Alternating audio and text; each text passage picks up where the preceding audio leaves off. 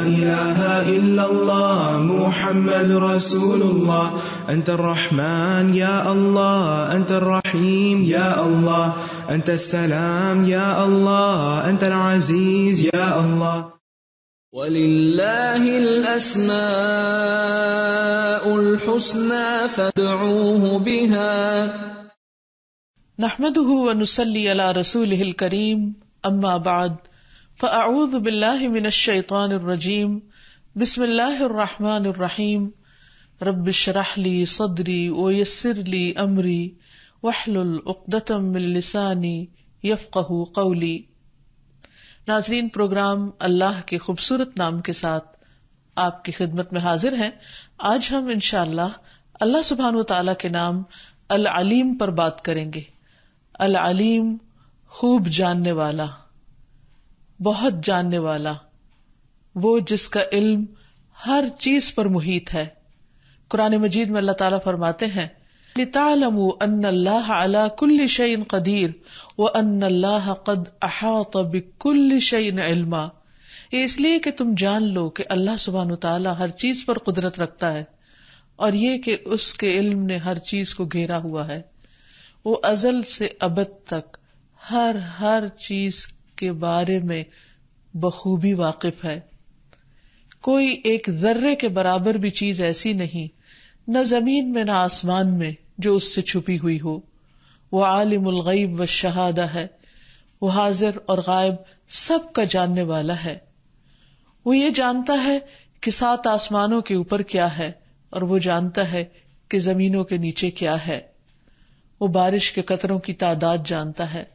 وہ جانتا ہے کہ 7 آسمانوں کے اوپر کیا ہے. وہ جانتا ہے کہ زمینوں کے نیچے کیا ہے اور زمین کے اندر کیا ہے. وہ جانتا ہے کہ بارش کے قطروں کی تعداد کیا ہے. وہ جانتا ہے کہ ریت کے ذرات کس تعداد میں ہیں. وہ جانتا ہے کہ انسان کے دل میں کیا ہے. وہ جانتا ہے کہ انسان کی خواہشات اور تمنائیں کیا ہیں.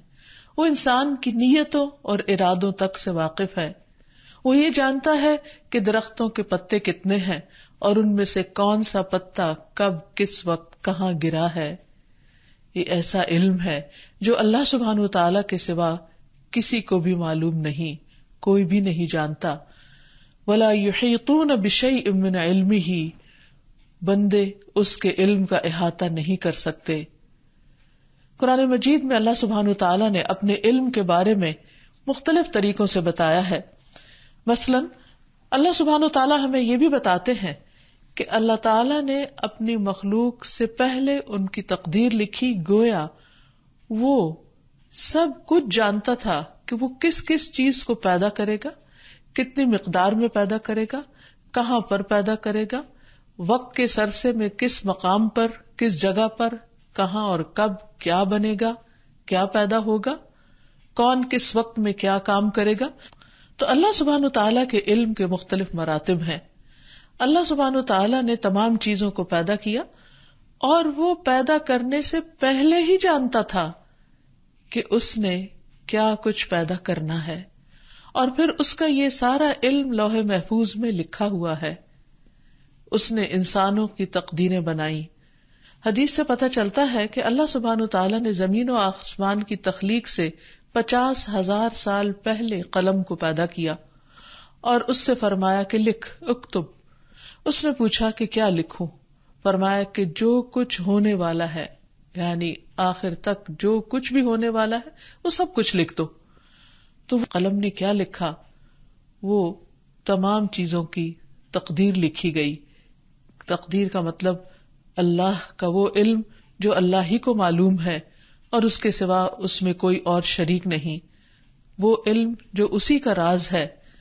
اور پھر بہت سے کام جو ہم اس وقت جانتے ہیں جب وہ واقع ہو جاتے ہیں، یا وہ چیزیں جو ہمیں نظر آتی ہیں تو ہم ان کے بارے میں جانتے ہیں اور وہ بھی ادھورا ہی جانتے ہیں، لیکن وہ اس وقت سے جانتا ہے جب یہ چیزیں ابھی پیدا بھی نہیں ہوئی تھی، کیونکہ وہ خود ان کا خلاق ہے، وہ خود ان چیزوں کو پیدا کرنے والا ہے. ہمارے دلوں میں کیا خیالات اٹھتے ہیں، کیا وسوسے آتے ہیں، ہم کیا سوچتے ہیں، بعض اوقات ہم ایک لمحے میں بھول جاتے ہیں. ایک بات ہمارے دل میں آتی ہے، ذہن میں آتی ہے، ایک سوچ آتی ہے اور تھوڑی دیر کے بعد ہم خود سوچتے ہیں کہ ہم کیا سوچ رہے تھے، تو ہم بھول چکے ہوتے ہیں، ہمارے علم میں نہیں ہوتا. لیکن اللہ سبحانہ و تعالیٰ اس کو بھی جانتا ہے جو ہو چکا، اس کو بھی جانتا ہے جو اس وقت ہو رہا ہے، اور اس کو بھی جانتا ہے جو آئندہ ہونے والا ہے. ہم بھول جاتے ہیں. وما کان ربک نسیا، تیرا رب بھولنے والا نہیں ہے، اس کا علم کامل اور شامل ہے. ہم آج اس وقت جو کچھ کر رہے ہیں، مثلا اس وقت میں بات کر رہی ہوں، لیکن میرا رب مجھے پیدا کرنے سے پہلے اور زمین و آسمان کے پیدا کرنے سے پہلے یہ جانتا تھا کہ اللہ کی یہ بندی زمانے کے اس وقت میں یہ کام اس جگہ پر کرنے والی ہے. سبحان اللہ. اللہ سبحانہ وتعالیٰ کے علم کا مقابلہ کوئی بھی نہیں کر سکتا، کوئی بھی اس کا شریک نہیں ہو سکتا. قرآن مجید میں اللہ سبحانہ وتعالیٰ فرماتے ہیں ان اللہ عندہ علم الساعہ وینزل الغیث ویعلم ما فی الارحام وما تدری نفس ماذا تکسب غدا وما تدری نفس بأی ارض تموت ان اللہ علیم خبیر. بے شک اللہ اسی کے پاس قیامت کا علم ہے کہ کل قیامت کب آئے گی. وہ بارش برساتا ہے، وہ جانتا ہے جو کچھ ماؤں کے پیٹوں میں ہے. کوئی شخص نہیں جانتا کہ وہ کل کیا کمائی کرے گا. یعنی ہم میں سے کوئی اپنے فیوچر کے بارے میں نہیں جانتا. کل اس وقت ہم کیا کر رہے ہوں گے، ہم صرف ایک اندازہ کرتے ہیں، پلان کرتے ہیں، خواہش اور تمنا کرتے ہیں یا ارادہ کرتے ہیں، لیکن کتنی ہی بار ہمارے ارادے ٹوٹ جاتے ہیں. جیسے حضرت علی رضی اللہ تعالیٰ عنہ نے کہا تھا کہ میں نے اپنے رب کو اپنے ارادوں کے ٹوٹنے سے پہچانا. کوئی انسان نہیں جانتا کہ وہ کس زمین میں مرے گا، اس کی موت کہاں پر آئے گی. بے شک اللہ سب کچھ جاننے والا، پوری خبر رکھنے والا ہے. اور پھر یہ بھی یاد رہے کہ غیب کا علم صرف اللہ کے پاس ہے. کل کیا ہوگا ہمیں نہیں معلوم، لیکن وہ جانتا ہے کہ کل کیا ہونے والا ہے. سورۃ التوبہ میں اللہ تعالیٰ فرماتے ہیں الم یعلموا ان اللہ یعلم سرهم ونجواهم وان اللہ علام الغیوب. کیا انہوں نے نہیں جانا کہ بے شک اللہ ان کا رازدان ہے اور ان کی سرگوشی بھی جانتا ہے. یعنی وہ باتیں جو انسان چھپ کر کرتا ہے یا پھر کسی کے کان میں آہستہ سے کہتا ہے، جسے اس شخص کے سوا کوئی اور سن نہیں رہا ہوتا، لیکن عرش عظیم کا مالک رب اس بات کو، اس سرگوشی کو بھی پوری طرح سن لیتا ہے. اور پھر فرمایا کہ بے شک اللہ سب غیبوں کو خوب جاننے والا ہے. صرف ایک انسان کی سرگوشی نہیں، بلکہ دنیا میں جتنے انسان اس وقت جو بات کر رہے ہیں، جو کچھ سوچ رہے ہیں، جو ارادہ کر رہے ہیں، نیت کر رہے ہیں، جو گمان کر رہے ہیں، ان سب کے بارے میں وہ خوب اچھی طرح جانتا ہے. پھر اسی طرح لوح محفوظ میں جو کچھ لکھا ہے کسی اور کی اس تک رسائی نہیں، لیکن اللہ سبحانہ وتعالی ان تمام باتوں کو جن کو اس نے خود لکھوایا خوب اچھی طرح جانتا بھی ہے. نہ صرف جانتا ہے بلکہ اس کے مطابق وہ سب کچھ ہو بھی رہا ہے جو اس نے لکھ دیا. اللہ تعالیٰ فرماتے ہیں الم تعلم ان اللہ یعلم ما فی السماء والارض. کیا تم نہیں جانتے، تمہیں نہیں معلوم کہ اللہ کو سب کچھ معلوم ہے جو آسمان میں ہے اور جو زمین میں ہے. ہم انسان تو یہ نہیں جانتے کہ ہمارے 2 قدموں کے نیچے کیا کچھ ہے، اور اللہ سبحانہ وتعالی ہر چیز کا احاطہ کیے ہوئے ہے. فرمایا ان ذالک فی کتاب، بے شک یہ سب کچھ ایک کتاب میں ہے. یعنی صرف معلوم ہی نہیں اللہ کو، بلکہ وہ سب معلومات لکھی ہوئی بھی ہیں. ان ذالک علی اللہ یسیر، بے شک اللہ تعالیٰ پر یہ سب کچھ بہت آسان ہے. پھر اسی طرح جس وقت کوئی چیز وجود میں آ رہی ہوتی ہے وہ بھی اللہ تعالیٰ کے علم میں ہوتی ہے. مثلاً کوئی بچہ پیدا ہو رہا ہے، ماں باپ تک بعض اوقات نہیں جانتے کہ آنے والا بچہ کیا ہوگا، نر ہوگا یا مادہ، لیکن اللہ سبحانہ وتعالیٰ اس کا خالق ہے. وہی ماؤں کے پیٹوں میں پیدا کرتا ہے، وہی جانتا ہے کہ وہ کیا جنم دینے والی ہیں، اور اس میں جو کمی بیشی ہوتی ہے اس کا بھی اسی کو علم ہوتا ہے. پھر اس کے بعد جب وجود میں کوئی چیز آ جاتی ہے تو بھی اس پر پوری طرح نگہبانی کرنے والا ہے. وہ المہیمن بھی ہے اور عالم الغیب والشہادہ بھی ہے. پھر اسی طرح انسان جب سو جاتا ہے تو خود انسان کو نہیں پتا ہوتا کہ سوتے ہوئے اس کا ہاتھ کہاں جا لگا، وہ کس کروٹ پہ سو رہا ہے. جب اس کی آنکھ کھلتی ہے تو اسے ہوش میں آتا ہے کہ وہ دائیں پہلو پہ لیٹا ہوا تھا یا بائیں پہلو پر. اسے یہ بھی پتا نہیں ہوتا کہ وہ کتنا سو چکا. اس کو یہ دیکھنے کے لیے گھڑی کا سہارا لینا پڑتا ہے کہ وہ جان سکے کہ کتنے گھنٹے سو چکا ہے. اصحاب کہف جب کئی 100 سال کی نیند کے بعد اٹھے تھے تو انہیں اندازہ نہیں ہوا کہ وہ ایک رات سوئے ہیں یا کئی 100 سال تک سو چکے ہیں. لیکن اللہ سبحانہ وتعالی ایک ایک دن اور ایک ایک رات کے بارے میں جانتا ہے. پھر اسی طرح انسان تو انسانوں کی تمام بولیاں اور ان کے لغات کو بھی نہیں جانتے، لیکن کوئی بندہ کسی بھی زبان میں جو بات کرے وہ اللہ تعالیٰ کے علم میں ہوتا ہے، اس سے کوئی کچھ بھی چھپا نہیں سکتا. پھر اسی طرح اللہ سبحانہ تعالیٰ بندوں کے تمام کاموں کو خوب جانتا ہے. قرآن مجید میں اللہ تعالیٰ فرماتے ہیں ان اللہ یعلم ما تفعلون، یقیناً اللہ جانتا ہے جو کچھ تم کرتے رہتے ہو. یعنی تمہارا اٹھنا بیٹھنا چلنا پھرنا کھانا پینا سونا جاگنا بات چیت کرنا، کسی کے ساتھ اچھا معاملہ کرنا یا برا معاملہ کرنا، اللہ تعالیٰ کی عبادت کرنا یا نہ کرنا، یہ تمام چیزیں اللہ سبحانہ تعالیٰ کے علم میں ہوتی ہیں. پھر اسی طرح کون کس کے خلاف کیا چالیں چل رہا ہے، کیا مکر کر رہا ہے، کس کو کہاں سے نقصان دینے کی کوشش میں، یہ سب کچھ بھی اللہ تعالیٰ کے علم میں ہوتا ہے اور وہ پہلے سے ہی جانتا ہوتا ہے. یعلم ما بین ایدیہم وما خلفہم، وہ جانتا ہے جو ان کے آگے ہے اور جو ان کے پیچھے ہے. انسان اونچی آواز میں کوئی بات کرتا ہے یا آہستہ سے، وہ سب کچھ جانتا ہے. فرمایا وَإِن تَجْهَرْ بِالْقَوْلِ فَإِنَّهُ يَعْلَمُ السِّرَّ وَأَخْفَى، اور اگر تو اونچی آواز سے بات کرے تو وہ تو پوشیدہ اور اس سے بھی پوشیدہ کو جانتا ہے. یعنی اس کے لیے دونوں ہی برابر ہیں. وہ تو نگاہوں کی خیانت تک کو جانتا ہے کہ انسان کی نگاہ کس لمحے کس چیز کی طرف اٹھ گئی، حلال کی طرف یا حرام کی طرف، اس کی پسندیدہ چیز کی طرف یا ناپسندیدہ کی طرف، اس کی طرف جس کے دیکھنے کی اس نے اجازت دی یا اس چیز کی طرف جس کے دیکھنے کو اس نے منع فرمایا. یعلم خائنۃ الاعین وما تخفی الصدور، وہ آنکھوں کی خیانت جانتا ہے اور اسے بھی جو سینے چھپاتے ہیں، یعنی جو راز سینوں کے ہیں، جو باتیں دلوں میں ہیں، جو بھید سینوں میں ہیں، ان سب کو وہ جانتا ہے.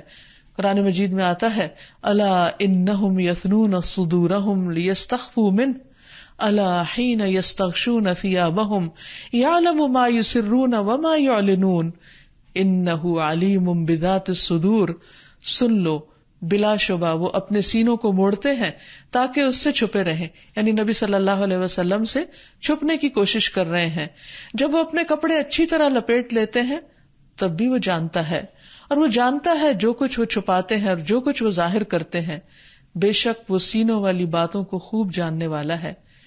وہ سب کی سرگوشیاں جانتا ہے، 2 لوگ ہوں یا 3 ہوں، 4 ہوں یا 5 ہوں، اس سے کم ہوں یا زیادہ ہوں، وہ کہیں تنہا بیٹھ کر بات کریں یا کسی مجلس میں بیٹھ کر، وہ سب کچھ جانتا ہے.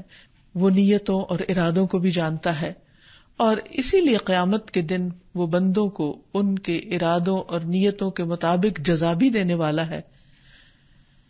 ایک حدیث میں آتا ہے نبی صلی اللہ علیہ وسلم نے فرمایا اللہ کے راستے میں جو آدمی بھی زخمی ہوتا ہے تو اللہ جانتا ہے کہ اس کو یہ زخم کیسے آیا. یعنی بعض اوقات انسان کو خود نہیں پتا چلتا کہ اس کو کوئی چوٹ کہاں سے لگی، لیکن اللہ سبحانہ تعالیٰ کو سب معلوم ہوتا ہے. وہ قیامت کے دن اس حال میں آئے گا کہ اس کے زخم کا رنگ تو خون کی طرح ہوگا لیکن اس کی خوشبو مشک کی طرح ہوگی. پھر اسی طرح انسان جب کسی نیک کام کا ارادہ کرتا ہے لیکن اس کو کر نہیں پاتا تو اللہ سبحانہ تعالیٰ اس کا اجر بھی لکھ لیتا ہے، کیونکہ وہ انسان کی نیت کو جانتا ہے کہ وہ کتنی نیک تھی. اسی طرح اگر کوئی شخص برے کام کا ارادہ کرتا ہے اور پھر نہیں کرتا اس کام کو اللہ کے ڈر سے چھوڑ دیتا ہے، اللہ تعالیٰ اس نیت کا بھی قدردان ہوتا ہے اور اس پر بھی اجر لکھ لیتا ہے. پھر اسی طرح اگر کوئی شخص اپنی نیت اور ارادوں کی تکمیل کر لیتا ہے، یعنی وہ عمل بھی کر لیتا ہے جو انسان اللہ کی خاطر کرنا چاہتا ہے، تو اللہ تعالیٰ اس پر 10 گنا سے لے کر 700 گنا اور اس سے بھی زیادہ اجر عطا فرماتا ہے. پھر اسی طرح جو لوگ برے کام کرتے ہیں، ظلم اور زیادتی کرتے ہیں، ان کو بھی جانتا ہے. واللہ علیم بالظالمین. جب اللہ سبحانہ تعالی یہ سب کچھ جانتا ہے تو پھر ہمارا طرز عمل کیا ہونا چاہیے؟ ہمیں اپنی زندگی کا ایک ایک دن اور ایک ایک لمحہ سوچ سمجھ کر گزارنا چاہیے کہ ہم اس کی نگاہوں میں ہیں. اس سے کوئی بھی چیز، کوئی بھی عمل، کوئی بھی ارادہ اور نیت اور کوئی خفیہ سے خفیہ بات بھی چھپی ہوئی نہیں ہے. اور اس کے ساتھ ساتھ اس کے فرشتے بھی یہ سب کچھ لکھ رہے ہیں، اور قیامت کے دن یہ سب کچھ انسان کے سامنے آ جائے گا. اس لیے بہت ضروری ہے کہ انسان بہت کانشیس ہو کر باشعور زندگی بسر کرے، تاکہ کل اس کو اپنی اس زندگی کے بارے میں کوئی ریگریٹس نہ ہو. پھر اسی طرح اللہ سبحانہ وتعالی نے اپنے لیے یہ صفت پسند کی، وہ بندوں کے اندر بھی اس صفت کو پسند کرتا ہے. اگرچہ بندوں کا علم ناقص ہے، محدود ہے، لیکن انسان کو اللہ نے سب سے پہلی جو نعمت عطا کی زندگی کے بعد وہ علم ہی کی تھی. آدم علیہ السلام سے ہی تعلیم کا آغاز ہو گیا. ہم دیکھتے ہیں کہ اللہ تعالیٰ قرآن مجید میں فرماتے ہیں وَعَلَّمَ آدَمَ الْأَسْمَاءَ كُلَّهَا. اللہ تعالیٰ نے آدم علیہ السلام کو سارے کے سارے نام سکھا دیے. ثُمَّ عَرَضَهُمْ عَلَى الْمَلَائِكَةِ. پھر فرشتوں کے سامنے پیش کیا. فَقَالَ أَنْبِئُونِي بِأَسْمَاءِ هَؤُلَاءِ إِن كُنتُمْ صَادِقِينَ. کہ اگر تم سچے ہو تو تم مجھے ان چیزوں کے نام بتاؤ. لیکن وہ نہ بتا سکے، اور آدم علیہ السلام نے اللہ سبحانہ تعالیٰ کے دیے ہوئے علم کی بنا پر ان تمام چیزوں کے نام بتا دیے جو اللہ تعالیٰ نے ان سے پوچھے. اور اس طرح علم کی بنا پر آدم علیہ السلام کو فرشتوں پر برتری حاصل ہو گئی، اور فرشتوں کو حکم ہوا کہ وہ آدم کو سجدہ کریں. آج بھی ہم دیکھتے ہیں کہ دنیا میں جو افراد اور جو اقوام علم حاصل کرتے ہیں اور جو علم کی دنیا میں آگے جاتی ہیں وہی ترقی کرتی ہیں، وہ انہی کے پاس اقتدار ہوتا ہے، انہی کے پاس دوسروں کو لیڈ کرنے کی صلاحیت ہوتی ہے. اس لیے ہمارے دین نے ہمیں سب سے زیادہ علم حاصل کرنے پر زور دیا ہے. سب سے پہلی وحی جو نازل کی گئی اس میں بھی پڑھنے لکھنے پر زور دیا گیا. اقرأ بسم ربک الذی خلق.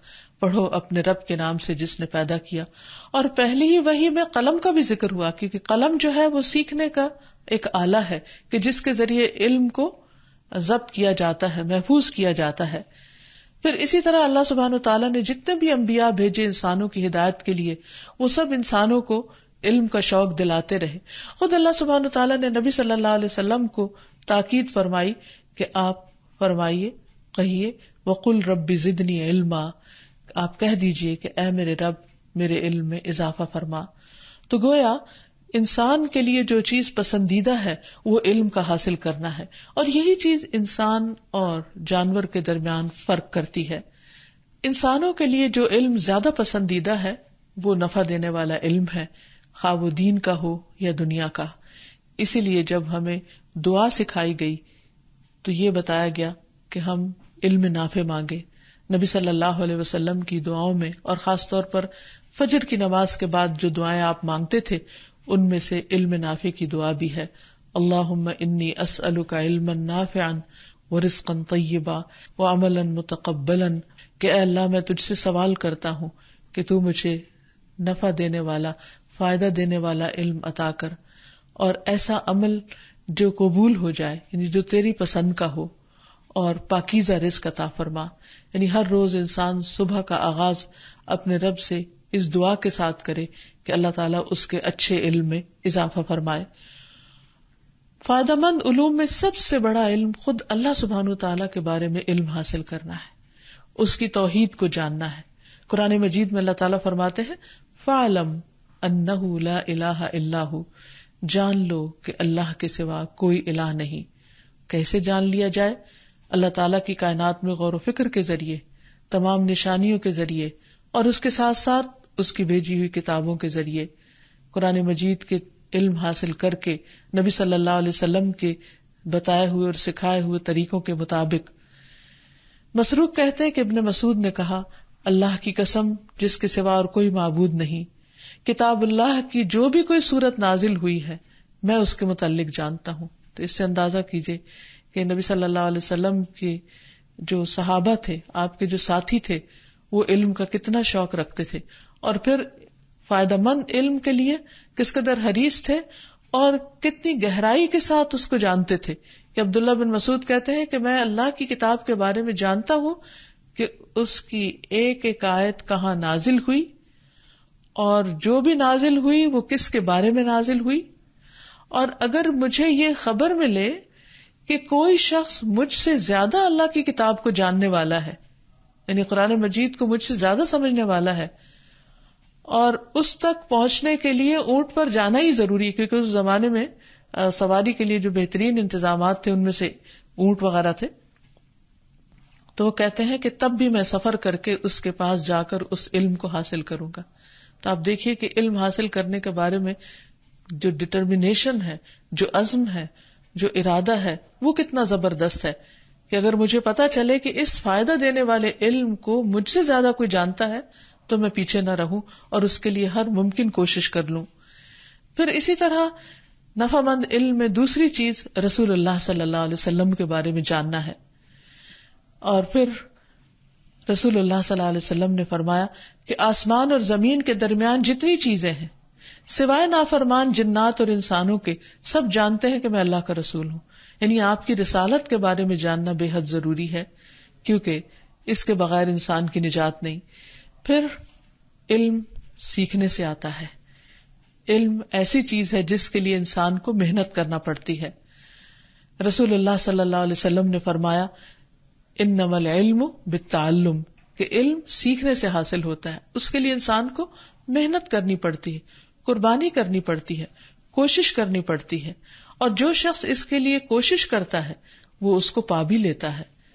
من جد وجد، جو کوشش کرے گا وہ پا لے گا. اور یہ بھی یاد رکھا جائے کہ علم والے اور بے علم برابر نہیں ہو سکتے. قرآن پاک میں اللہ تعالیٰ فرماتے ہیں قُلْ هَلْ يَسْتَوِي الَّذِينَ يَعْلَمُونَ وَالَّذِينَ لَا يَعْلَمُونَ، کہہ دیجئے کہ کیا علم والے اور وہ جو علم نہیں رکھتے برابر ہو سکتے ہیں؟ برابر نہیں ہوتے. فرمایا يَرْفَعِ اللَّهُ الَّذِينَ آمَنُوا مِنْكُمْ وَالَّذِينَ أُوتُوا الْعِلْمَ دَرَجَاتٍ، کہ اللہ تعالیٰ تم میں سے جو لوگ ایمان لے آئے ہیں اور جنہیں علم دیا گیا ہے ان کے درجات بلند کرتا ہے. گویا ہر انسان جو کچھ سیکھتا چلا جاتا ہے، خواہ وہ ایک آیت ہو، ایک حدیث ہو، یا کوئی ایک نفع مند بات ہو، تو ہر نئی سیکھی ہوئی چیز سے اس کا درجہ بلند ہوتا چلا جاتا ہے. اور اسی لیے فرمایا وَفَوْقَ كُلِّ ذِي عِلْمٍ عَلِيمٍ، کہ ہر علم والے کے اوپر ایک اور علم والا ہوتا ہے، اس کے اوپر ایک اور علم والا. یعنی اس کے بے پناہ درجات ہیں، بے شمار درجات ہیں. اس لیے جو شخص آگے بڑھنا چاہے، جو شخص دوسروں کا مقابلہ کرنا چاہے، اسے چاہیے کہ وہ علم کے میدان میں آگے بڑھے، علم کے میدان میں ترقی کرے، اور اس میں خاص طور پر جو فائدہ دینے والے علوم ہیں ان کا حریص ہو. پھر اسی طرح ہم دیکھتے ہیں کہ علم انسان کے اندر تواضع پیدا کرتا ہے، علم انسان کے اندر اللہ تعالیٰ کا خوف پیدا کرتا ہے، اور یہی دراصل اس سے مطلوب ہے. کیونکہ جس بندے کے اندر اللہ کا ڈر پیدا ہو جائے، اللہ کا تقوی پیدا ہو جائے، پھر وہ انسان ہر چیز اللہ کی خاطر کرنے لگتا ہے. اور عبادت کا مطلوب بھی یہی ہے کہ ہمارے دنیا کے امور بھی، دنیا کے کام بھی اللہ تعالیٰ کی پسند اور اس کی مرضی کے مطابق ہو، اور اس کے بتائے ہوئے طریقوں کے مطابق. پھر یہ بھی یاد رہے کہ علم کو عبادت پر بھی فوقیت ہے، کیونکہ اگر علم نہ ہو تو انسان عبادت بھی درست نہیں کر سکتا. لا علمی میں بعض اوقات انسان سمجھتا ہے کہ وہ بہت اچھا کر رہا ہے، لیکن حقیقت میں وہ خسارے میں ہوتا ہے، کیونکہ وہ اندھیرے میں ہی ہاتھ پاؤں مار رہا ہوتا ہے. اور اندھیرے میں ہاتھ پاؤں مارنے والا کسی نقصان دہ اور ضرر پہنچانے والی چیز کو بھی جا پکڑ سکتا ہے. اس لیے اس سلسلے میں بہت محتاط ہونے کی ضرورت ہے. قرآن مجید میں آتا ہے سورۃ الکہف میں قُلْ هَلْ نُنَبِّئُكُمْ بِالْأَخْسَرِينَ أَعْمَالًا، کیا ہم آپ کو بتائیں کہ اعمال کے اعتبار سے سب سے زیادہ خسارے میں کون ہے؟ الذین ضل سعیہم فی الحیات الدنیا، وہ لوگ جن کی ساری کوششیں بس صرف دنیا کی زندگی میں ہی گم ہو کر رہ گئیں. یعنی انہوں نے اپنی آخرت کے بارے میں، اپنے انجام کے بارے میں، اپنے آغاز کے بارے میں، اپنی حقیقت کے بارے میں کبھی غور ہی نہیں کیا، اور کبھی سوچا ہی نہیں کہ کل ان سے کس چیز کے بارے میں سوال کیا جانے والا ہے، کس چیز کے بارے میں حساب لیا جانے والا ہے، کس چیز کے بارے میں ان سے پوچھا جانے والا ہے. اس لیے بہت ضروری ہے کہ انسان جہاں دنیا کے لیے بھاگ دوڑ کرے، دنیا کے لیے جد و جہد کرے، دنیا کے علوم حاصل کرے، وہاں وہ اپنی آخرت کے بارے میں ضرور فکر مند ہو، اور جس مقصد کے لیے انسان کو پیدا کیا گیا ہے اس مقصد کو حاصل کرنے میں جو علوم اس کو فائدہ دے ان کو سیکھنے والا ہو، کیونکہ جب تک صحیح علم نہ ہو اس وقت تک صحیح عبادت ہو نہیں سکتی، اور بغیر صحیح علم کے کی ہوئی عبادت بعض اوقات قابل قبول نہ ہوگی، کیونکہ وہ اس سٹینڈرڈ کے مطابق نہ ہوگی جو اللہ تعالیٰ کا مطلوب ہے۔ اسی لیے حذیفہ بن یمان کہتے ہیں کہ رسول اللہ صلی اللہ علیہ وسلم نے فرمایا، علم کی فضیلت عبادت کی فضیلت سے بہتر ہے، اور تمہارا بہترین دین تقویٰ ہے۔ پھر علم والوں کو ہی انبیاء کا وارث قرار دیا گیا، اور انبیاء درہم و دینار نہیں چھوڑتے، مال و دولت نہیں چھوڑتے، ان کی دولت علم ہوتی ہے جو ان کے بعد میں آنے والے ان سے حاصل کرتے ہیں اور پھر اس کو آگے پہنچاتے ہیں۔ پھر یہ بھی یاد رہے کہ علم حاصل کرنے والوں کے لیے فرشتے اپنے پر بچھاتے ہیں، ان کی تعظیم میں، ان کی عزت افزائی میں، ان کے لیے ہمبل ہوتے ہیں، عاجزی اختیار کرتے ہیں اور ان کو بڑا مقام دیتے ہیں۔ زر بن حبیش کہتے ہیں کہ میں صفوان بن اسال کی خدمت میں حاضر ہوا، انہوں نے فرمایا کہ کیسے آئے؟ میں نے کہا علم حاصل کرنے کے لیے۔ تو انہوں نے کہا میں نے رسول اللہ صلی اللہ علیہ وسلم کو یہ فرماتے ہوئے سنا کہ جو شخص بھی علم کی طلب میں اپنے گھر سے نکلے، فرشتے اس کے عمل کو پسند کرنے کی وجہ سے اس کے لیے اپنے پر پھیلا دیتے ہیں، یعنی اس کے راستے میں پھیلا دیتے ہیں، یا پھر اڑتے اڑتے آ کر رک جاتے ہیں اور سمٹ جاتے ہیں۔ ایک اور جگہ پر آتا ہے کہ علم کی مجلسوں میں، ذکر کی مجلسوں میں ہر طرف سے فرشتے اکٹھے ہو جاتے ہیں اور ایک دوسرے کے اوپر آتے چلے جاتے ہیں، آسمان دنیا تک وہ تہ بتہ اوپر چلے جاتے ہیں۔ اس شوق میں ان کا اکٹھ ہو جاتا ہے، ان کو ایسی مجالس اتنی پسند آتی ہیں کہ وہ اپنے سب چیزیں چھوڑ کر ایسے لوگوں کے ہم نشین ہو جاتے ہیں، اور پھر جب مجلس ختم ہوتی ہے تو اللہ تعالیٰ کے پاس حاضر ہوتے ہیں۔ اللہ تعالیٰ ان سے پوچھتے ہیں کہ میرے بندے کیوں اکٹھے ہوئے تھے، وہ کیا چاہتے ہیں، کس چیز سے ڈرتے ہیں، اور پھر اللہ تعالیٰ وعدہ کرتے ہیں کہ وہ جو چاہتے ہیں ان کو عطا کیا جائے گا۔ نہ صرف یہ کہ فرشتے بلکہ باقی تمام مخلوق بھی اہل علم کے لیے استغفار کرتی ہے اور اہل علم کی تعریف کرتی ہے۔ رسول اللہ صلی اللہ علیہ وسلم نے فرمایا، علم والوں کے لیے تمام مخلوق بخشش کی دعا کرتی ہے، حتیٰ کہ سمندر کی مچھلیاں بھی۔ رسول اللہ صلی اللہ علیہ وسلم نے یہ بھی فرمایا کہ اللہ تعالیٰ، فرشتے اور تمام اہل زمین و آسمان، یہاں تک کہ چیونٹی اپنے سوراخ میں، اور مچھلیاں بھی اس شخص کے لیے دعائے خیر کرتی ہیں اور رحمت بھیجتی ہیں جو لوگوں کو بھلائی کی باتیں سکھاتا ہے۔ اس لیے انسان کو علم حاصل کرنے کے ساتھ ساتھ اسے دوسروں کے ساتھ شیئر بھی کرنا چاہیے، کیونکہ اللہ سبحانہ وتعالیٰ خود العلیم ہے، وہ علم سے محبت رکھتا ہے اور علم والوں سے بھی محبت رکھتا ہے، اور علم والوں سے فرشتے بھی محبت رکھتے ہیں اور کائنات کی باقی تمام چیزیں بھی، اور علم والوں کے لیے جنت کا راستہ آسان ہو جاتا ہے۔ رسول اللہ صلی اللہ علیہ وسلم نے فرمایا، اگر کوئی شخص علم کا راستہ اختیار کرے گا تو اللہ تعالیٰ اس کے لیے جنت کا راستہ آسان فرما دیں گے، اور فرشتے طالب علم کی رضا کے لیے اپنے پر بچھا دیتے ہیں۔ پھر نبی صلی اللہ علیہ وسلم نے علم کے لیے آنے والوں کے لیے وصیت کی تھی کہ ان کو مرحبا کہا جائے۔ پھر اسی طرح جو شخص اپنے گھر سے صبح کے وقت نکلتا ہے تاکہ وہ علم سیکھے یا سکھائے، حدیث میں آتا ہے جو شخص صبح کے وقت اس لیے مسجد کی طرف نکلا کہ بھلائی سیکھے یا سکھائے، کیونکہ مساجد جو ہیں وہ علم کے مراکز بھی ہوتے ہیں، تو فرمایا اس کے لیے پورا حج ادا کرنے کے برابر ثواب ہے۔ اتنا زبردست اجر اور کس کام پر ملے گا انسان کو۔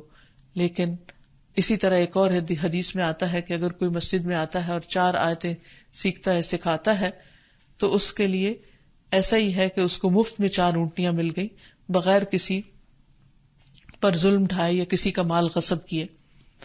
اس زمانے میں جو اونٹنیاں تھیں وہ آج کل کی بڑی بڑی گاڑیوں کے برابر ہیں، اور کہنے کا مطلب یہ ہے کہ ایک بہت بڑا سرمایہ اور ایک بہت بڑی دولت اس شخص کے ہاتھ میں آ جاتی ہے جو علم کے لیے کوشش کرتا ہے۔